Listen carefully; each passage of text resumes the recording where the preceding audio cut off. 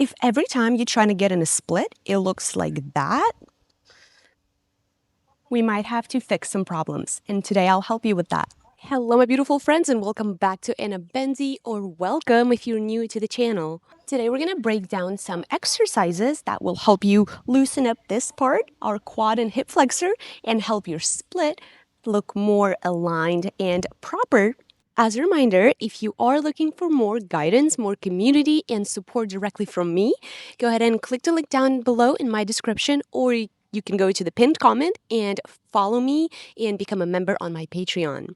There you'll get access to an exclusive content, priority responses, early access to the videos, more breakdowns and descriptions of stretching exercises, and also just more talks and a deeper dive into flexibility overall. You can get support directly from other members or from me, where I can answer your questions so I can specifically help you be better at your flexibility journey. Let's get into it.